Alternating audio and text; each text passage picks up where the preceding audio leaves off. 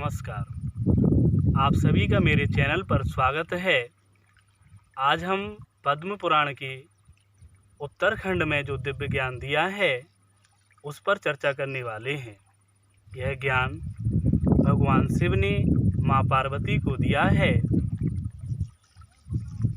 इसमें उन्होंने बताया है कि यह जो सारा संसार है इसमें 14 भुवन हैं। इस संसार के अलावा और भी कोटि कोटि संसार हैं। संसार मतलब ब्रह्मांड। तो यह सारे ब्रह्मांड प्रकृति में ही स्थित माने गए हैं। प्रकृति की ऊपरी सीमा में विरजा नाम की नदी है। उस नदी के दूसरे पार में त्रिपाद विभूति विद्यमान है।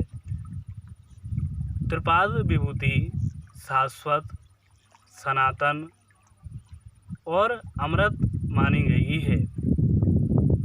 विरजा नदी के नीचे की ओर प्रकृति की कोई सीमा नहीं है।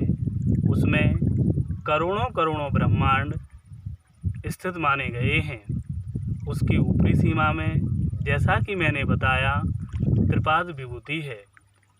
इसी विभूति में भगवान के दिव्य लोक स्थित माने जाते हैं। इसमें असंख्य लोक हैं। वह सारे लोकों में भगवान के भक्तगण निवास करते हैं। वहाँ की प्रजा सुखी रहती है। वहाँ पर दिव्य कल्प वृक्ष हैं। बड़े बड़े मणिमय रत्नों के महल बने हुए हैं। विमान हैं, दिव्य प्रसाद हैं। विरजा नदी और परम व्योम के बीच में जो स्थान है वह कैवल्य माना जाता है। यह स्थान अव्यक्त ब्रह्म के जो उपासक हैं उनके उपभोग में आता है। जहाँ तक परम धाम की बात है या परम व्योम की बात है, इसे गोलोक धाम कहा गया है। यह सबसे ऊपर स्थित माना जाता है। यह निराधार है। बिना किसी आधार के भगवान ने ही स्वरूप को धारण किया है। यह लोक चिन्मय है। यहाँ पर बड़े बड़े सींगों वाली गाय पाई जाती हैं। यहाँ पर कल्प वृक्ष पाए जाते हैं। यहाँ पर सत्संग पर्वत है, कालिंदी नदी है, वृंदावन है, भांडीर वन है। इस तरीके से इस धाम में ऐसे बहुत से दिव्य स्थान हैं। यहाँ पहुंचकर इस संसार में आना नहीं होता। यह मोक्ष माना जाता है। इसके अन्य नाम भी हैं, जैसे कि अमरपुर, शाश्वत धाम, सनातन, परम धाम, परम व्योम आदि। भगवान श्री हरि बैकुंठ धाम में विराजमान होते हैं। बैकुंठ धाम में कई जनपद हैं। अनेक जनपद बैकुंठ धाम में हैं। बैकुंठ धाम के बीचों बीच में एक अयोध्या नाम की नगरी है, जिसमें प्रवेश के लिए 4 दरवाजे हैं। पूर्व के दरवाजे पर चंड प्रचंड स्थित हैं। दक्षिण के दरवाजे पर भद्र सुभद्र, पश्चिम में जय विजय और उत्तर में धाता विधाता द्वारपाल नियुक्त किए गए हैं।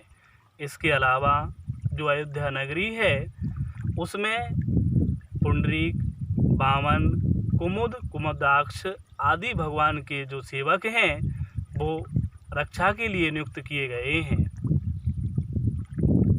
बैकुंठ धाम में वहाँ पर जो घर बने हुए हैं वो मणिमय और दिव्य रत्नों से निर्मित हैं, पंक्तिबद्ध हैं। बड़े बड़े विमान, उपवन हैं, प्रसाद हैं। बैकुंठ धाम के बीचों बीच में भगवान का अंतःपुर है, जिसमें मणिमय महल बने हुए हैं। उसमें भी दिव्य विमान हैं। अंतःपुर दिव्य नर नारियों से सुशोभित होता है। अंतःपुर में भी पंक्तिबद्ध महल बने हुए हैं। अंतःपुर के बीचों बीच में एक दिव्य मंडप है, जिसमें माणिक के बने हुए हजारों खंभे लगे हैं। मंडप की जो छत है वो दिव्य रत्नों से बनी हुई है। माणिक और स्वर्णों से वहाँ पर चित्रकारी की गई है। मंडप के बीचों बीच में एक दिव्य सिंहासन है। सिंहासन में भगवान सूर्य, चंद्र और अग्निदेव स्थित हैं। सिंहासन में भगवान अनंत देव, गरुण, इसके अलावा संपूर्ण छंद, यह सारे उसमें दिव्य पीठमय रूप धारण करके रहते हैं। उसी पर एक अष्टदल कमल है, जिसके बीचों बीच में सावित्री नाम की कर्णिका है।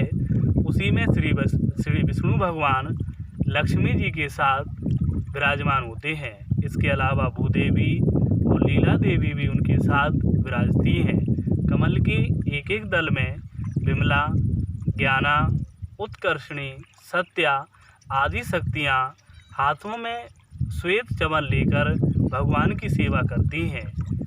आठों दल में भगवान की 8 शक्तियाँ हैं। यह सब भगवान की शक्तियाँ मानी गई हैं।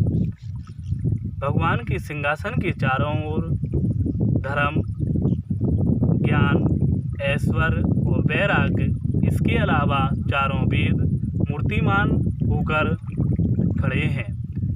सभी शक्तियाँ जैसे कि चित शक्ति, सदाशिव शक्ति, आधार शक्ति उसे घेरे खड़ी हुई हैं। इस तरह परव्योम में श्री हरि विराजमान होते हैं। जो यह परम धाम है, यह भगवान का पहला व्यू कहा जाता है। इस अयोध्या नगरी के और भी नाम हैं, जैसे कि सत्यलोक, साकेत। साकेत नगरी के पूर्व में श्री वासुदेव का मंदिर है। दक्षिण में संकर्षण का लोक है। पश्चिम में प्रद्युम्न का मंदिर है और उत्तर में अनिरुद्ध का भवन है। इसके अलावा ईशान कोण में दिव्य शांति लोक है। नेत्र कोण में सरस्वती लोक आदि हैं। यह पहला व्यू है। इसके अलावा वैष्णव लोक, श्वेतद्वीप और क्षीर सागर भी भगवान के व्यू माने गए हैं। भगवान की जो चतुष्पाद विभूति है, जिसमें से पाद विभूति में करोड़ों करोड़ों ब्रह्मांड हैं, जो विरजा नदी के नीचे की ओर हैं। जो त्रिपाद विभूति है, उसमें असंख्य दिव्य लोक माने गए हैं। जैसे भगवान श्री हरि बताए गए हैं, उनके नेत्र, हाथ, पैर सारे संसार में व्याप्त हैं। सारे श्रेष्ठ भवन और धाम उन्हीं में स्थित माने गए हैं। वे परमेश्वर ऋषि मुनियों का मन अपने में स्थिर करके दिव्यलोक साकेत में विराजमान होते हैं। जैसे श्री हरि हैं, वैसे ही उनकी शक्ति महालक्ष्मी है। वे अपने दोनों हाथों में कमल के पुष्प और शेष 2 हाथों में विजोरा और जाम्बुनद फल धारण करती हैं। इस तरीके से भगवान श्री हरि और माँ लक्ष्मी की पद्म पुराण में वंदना गाई गई है। यह सत्य ज्ञान श्री शिव और माँ पार्वती के संवाद के रूप में प्रकट हुआ है। धन्यवाद।